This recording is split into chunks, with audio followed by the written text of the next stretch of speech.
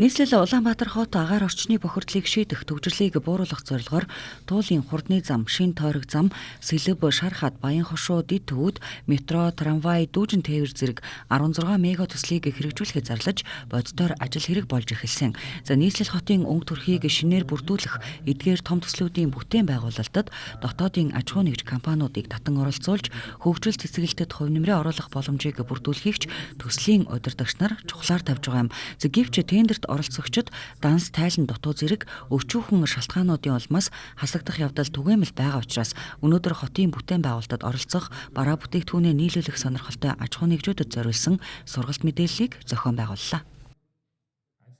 Бид нар бол томоохон төслүүд нийслэл бол 16 мега төсөл гэдэг томоохон төслүүд бол хэрэгжүүлж байна.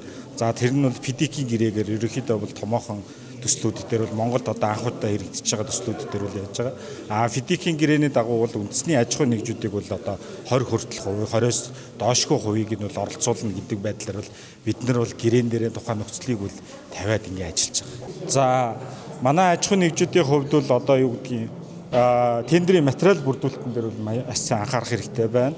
Одоо татврын өртөө байх ч юм уу бүх юм захин болцсон. Ер нь бол ийм Монголоос болон холбогдох газрууд бол захим шилжилт рүү нэлээх шилжчихсэн. Тэгэхээр тэр захим тодорхойлтуудаа маш сайн аваад тайлан бүртгэл дээр бас анхаарах хэрэгтэй байна.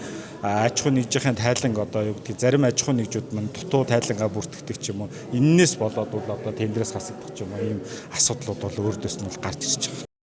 Тухайлбал нийслэлд социализмын үеэс хийгдэж байгаа бараг хамгийн том бүтээн байгуулалт нь 3-4-р хорооллыг 1-р хороололтой нийлүүлсэнтэй тэнцэх хэмжээний Сэлэб Дэд төв юм. За тус бүтээн байгуулалтын 7 багцын гүйцэтгэгчээр 4 Монгол компани шалгараад байна. 2027 онд бүрэн дуусгах төлөвлөгөөтэй Сэлэб Дэд төвийн бүтээн байгуулалтын ажлыг энэ жил 65% хүрэхээр төлөвлөж байна. За энэ ажил дотоодын компаниудыг ч өргөнөөр урьж байгаа юм. Ер нь бол энэ жилийн хувьд бол дотоод компаниуд оролцохоор байгаа. 3-4-р багцын маань гадны инженерийн шугамжуулж захилгааны тендерүүд, сургууль цэцэрлэгүүд бас зарлаж явах шиг байна. Дэд үтсийн ажлууд ерөөхдөө энэ жилдээ зарлалтаар байгаа. Ер нь бол дандаа манай дотоодын компаниуд гүйцэтгэх бүрэн боломжтой тийм тендерүүд бол энэ жилдээ зарлалтад явах байхаа. Бидний хувьд бол ерөнхийдөө бол тухайн 2 багц нь бол нөгөө төсөв төртгөн өндөр, шаардлага нь өндөр байсан. Эргээд нөгөө 2 багцыг 5 багцад хувааснараа оролцох боломжоор хангагдаж ерөнхийдөө шаардлагад бол нийцэжсэн. За энэний өрөөнд бол одоо шалгараад манайх багц 3-3 дээр шалгараад одоо өнөөдрийн байдлаар нийт 8 блокийн ажил эхэлсэн. Нийт гүйцэтгэл бол 4.1% гүйцэтгэлтэй ингээд ажил хийгдэж явж байна.